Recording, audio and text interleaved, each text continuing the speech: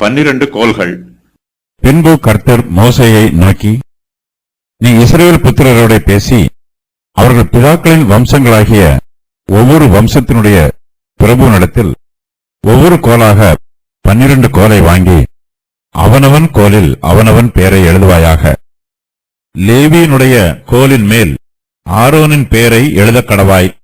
அவர்களுடைய பிதாக்களின் ஒவ்வொரு வம்சத் தலைவனுக்காகவும் ஒவ்வொரு கோல் இருக்க வேண்டும்.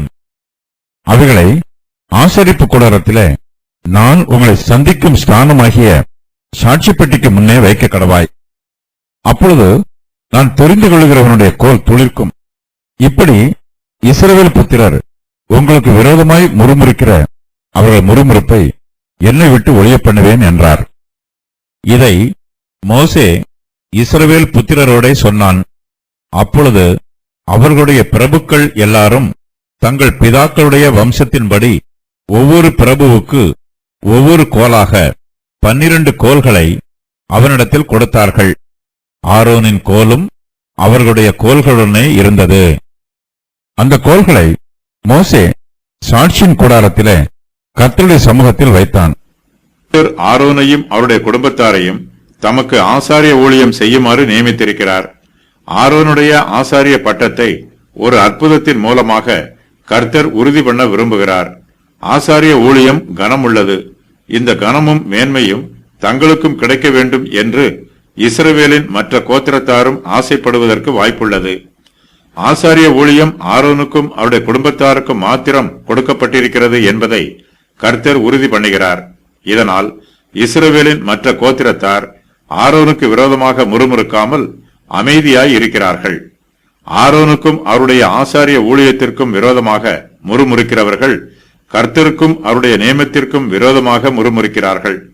கர்த்தருக்கு விரோதமாக முறுமுறுக்கிறவர்கள் அவருக்கு விரோதமாக கலகம் பண்ணுகிறார்கள். கர்த்தர் கலகக்காரரை தண்டிப்பார். இஸ்ரவேல் சபையார் கர்த்தருடைய நியமத்தை ஏற்றுக்கொண்டு கர்த்தருக்கு விரோதமாக முறுமுறுக்காமல் தண்டனைக்கு தப்பித்துக் கொள்கிறார்கள்.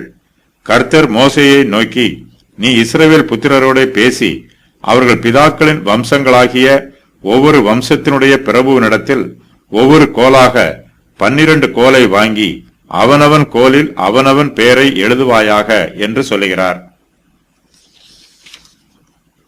மொத்தம் 13 கோல்கள் இருந்தன என்று வேத பண்டிதர்களில் சிலர் விளக்கம் சொல்லுகிறார்கள். 12 கோத்திரத்தாருக்கு 12 கோல்களும் லேவியின் கோத்திரத்தாருக்கு ஆரோனுடைய கோலுமாக சேர்ந்து மொத்தம் 13 கோல்கள். கோல்களில் கோத்திர பிரபுவின் பெயரை எழுதும்போது அதை அவர்களுடைய பிறப்பின் வரிசை பிரகாரமாக எழுதவில்லை. ஆசரிப்பு கூடாரத்தை சுற்றிலும் இஸ்ரவேல் புத்திரர்கள் பாளையம் இறங்கியிருந்த வரிசை பிரகாரம் அவர்களுடைய பெயர்கள் கோல்களில் எழுதப்படுகிறது. லேவியினுடைய கோலின் மேல் ஆரோனின் பெயரை எழுத கடவாய். அவர்களுடைய பிதாக்களின் ஒவ்வொரு வம்ச தலைவனுக்காகவும் ஒவ்வொரு கோல் இருக்க வேண்டும் என்று கர்த்தர் சொல்லுகிறார். கோல்களில் யாருடைய பெயரை எழுத வேண்டும் என்னும் குழப்பம் இல்லாமல் அது தெளிவுபடுத்தப்பட்டிருக்கிறது. லேவி கோத்திரத்தாரில் ஒரு சிலர் கோராகோடு சேர்ந்து கொண்டு கலகம் பண்ணினார்கள். தேவன் ஆரோனை தமது ஊழியத்திற்காக தெரிந்தெடுத்திருப்பதை மறுபடியும் உறுதி பண்ணுவது அவசியமாயிருக்கிறது. கோராகுவை போல வேறு யாராவது எழும்பி ஆரோனுக்கு எதிராக கலகம் பண்ணக்கூடாது. ஆரோன் செய்த பாவ நிவர்த்தியின் மூலமாக இஸ்ரவேல் புத்திரர்களுக்கு வந்த வாதை நின்று போயிற்று. தேவன் ஆரோனை தெரிந்தெடுப்பதற்கு இது ஓர் அடையாளமாகும். தன்னுடைய தெரிந்தெடுப்பை தேவன் மறுபடியுமாக உறுதி பண்ணுகிறார். கோலை துளிர்க்க வைத்து உறுதி பண்ணுகிறார். ஆசாரிய ஊழியம் கனமுள்ள ஊழியமாய் இருப்பதினால் இஸ்ரவேல் கோத்திரத்தாரின் பிரபுக்கள் எல்லோருமே ஆசாரிய ஊழியத்தை செய்ய வேண்டும் என்று ஆசைப்படுகிறார்கள். இந்த ஆசையினால் அவர்கள் மத்தியிலே போட்டிகளும் பொறாமைகளும் ஏற்படுகிறது. கர்த்தர் தம்முடைய தெய்வீக சித்தத்தின் பிரகாரமாக ஆரோனுக்கும் அவருடைய குடும்பத்தாருக்கும் ஆசாரிய ஊழியத்தை ஒப்புக் கொடுத்திருக்கிறார். ஆசாரிய ஊழியம் கர்த்தருடைய பரிசுத்த நியமனம். இஸ்ரவேல் சபையார் எல்லோரும் கர்த்தருடைய நியமத்திற்கு கீழ்ப்படிய வேண்டும். ஆரோனை போல அல்லது ஆரோனுக்கு பதிலாக தாங்களும் ஆசாரிய ஊழியம் செய்ய வேண்டும் என்று ஆசைப்படுவது கர்த்தருடைய தெய்வீக நியமத்திற்கு எதிர்த்து நிற்கும் காரியமாகும். கர்த்தர் தம்முடைய பிரமாணத்தின் மூலமாக இஸ்ரவேல் சபையாரை ஆளுகை செய்கிறார். ஆனால் இஸ்ரவேல் சபையாரோ கர்த்தருடைய பிரமாணத்திற்கு கீழ்ப்படிய மறுக்கிறார்கள். அவர்கள் கர்த்தருக்கு விரோதமாக முறுமுறுத்து கலகம் பண்ணுகிறார்கள். கர்த்தர் நீதி உள்ளவர், அவர் கிருபை உள்ளவராகவும் இருக்கிறார். இஸ்ரவேல் புத்திரர் கர்த்தருக்கு விரோதமாக முறுமுறுத்து கலகம் பண்ணும்போது கர்த்தர் அவர்களை தண்டிப்பார். இது கர்த்தருடைய நீதி.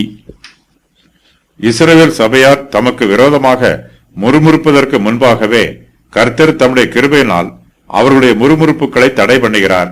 அவர்கள் தண்டிக்கப்படாமல் அவர்களை பாதுகாக்கிறார். மோசே இஸ்ரவேல் புத்திரருடைய வம்சங்களின் பிரபுக்களிடத்திலிருந்து கோல்களை வாங்க வேண்டும். ஒவ்வொரு பிரபுவுக்கும் ஒரு கோல் வீதமாக 12 கோல்களை வாங்க வேண்டும். இந்த கோல்கள் வாதுமை மரத்தின் கோல்கள் என்று வேத பண்டிதர்கள் சொல்லுகிறார்கள். ஆரோன் லேவி கோத்திரத்தை சேர்ந்தவர். இஸ்ரவேல் சபையாரில் லேவி கோத்திரத்தார் ஒரு தனி கோத்திரமாக எண்ணப்படும் போது எப்பிராயிம், மனாசே ஆகிய 2 வம்சத்தாரும் ஒரே கோத்திரமாக எண்ணப்படுவார்கள். இவர்கள் இருவரும் யோசேப்பின் குமாரர். மோசே இஸ்ரவேல் வம்சத்தாரிடத்தின் பிரபுக்களிடத்தில் 12 கோல்களை வாங்குகிறார். இந்த கோல்களில் ஆரோனுடைய கோலும் ஒன்று என்று வேத பண்டிதர்களில் சிலர் சொல்லுகிறார்கள். ஆரோனுடைய கோலை சேர்த்து மொத்தம் 13 கோல்கள் என்றும் சிலர் சொல்லுகிறார்கள். ஒவ்வொரு கோலிலும் ஒவ்வொரு பிரபுவின் பெயர் எழுதப்படுகிறது. லேவியினுடைய கோலின் மேல் ஆரோனுடைய பெயர் எழுதப்படுகிறது. மோசே இந்த 12 கோல்களையும் வாங்கி அவைகளை ஆசரிப்பு கூடாரத்திலே கர்த்தர் அவர்களை சந்திக்கும் ஸ்தானமாகிய சாட்சி பெட்டிக்கு முன்னே வைக்க வேண்டும். 12 கோல்களும் மகா பரிசுத்த ஸ்தலத்தில் உள்ள சாட்சி பெட்டிக்கு முன்பாக ஒரு நாள் இரவு முழுவதும் வைக்கப்பட்டிருக்கும். கர்த்தர் அவர்களை சந்திக்கும் ஸ்தானம் என்பது ஆசரிப்பு கூடாரத்தில் உடன்படிக்கை பெட்டி இருக்கும் ஸ்தலம். இது தேவன் மோசேயோடு பேசிய இடம். சாட்சி பெட்டியில் கிருபாசனம் உள்ளது. தேவனுடைய பிரசன்னம் அங்கே இருக்கிறது என்பதற்கு கர்த்தருடைய சாட்சி பெட்டி அடையாளமாகவும் சாட்சியாகவும் இருக்கிறது. கர்த்தர் எந்த கோத்திரத்தின் பிரபுவை தமக்கு ஆசாரிய ஊழியம் செய்யுமாறு தெரிந்து கொள்கிறாரோ அந்த பிரபுனுடைய கோல் துளிர்க்கும்.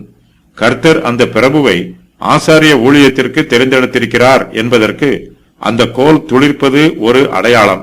கர்த்தர் இந்த திட்டத்தை மோசேக்கு சொல்லுகிறார். கர்த்தர் மோசேயை நோக்கி, நான் தெரிந்து கொள்கிறவனுடைய கோல் துளிர்க்கும். இப்படி இஸ்ரவேல் புத்திரர் உங்களுக்கு விரோதமாய் முறுமுறுக்கிற அவர்கள் முறுமுறுப்பை என்னை விட்டு ஒழிய பண்ணுவேன் என்று சொல்லுகிறார்.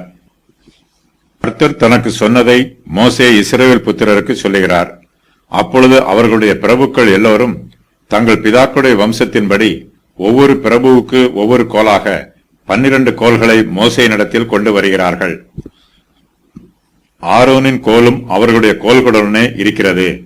அந்த கோல்களை மோசே சாட்சியின் கூடாரத்தில் கர்த்தருடைய சமூகத்தில் வைக்கிறார்.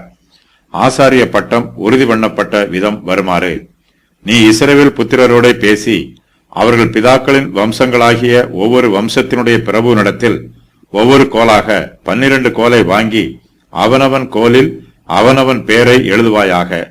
லேவியினுடைய கோலின் மேல் ஆரோனின் பேரை எழுத கடவாய்.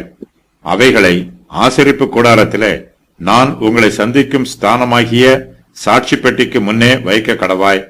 அப்பொழுது நான் தெரிந்து கொள்ளுகிறவனுடைய கோல் துளிர்க்கும்.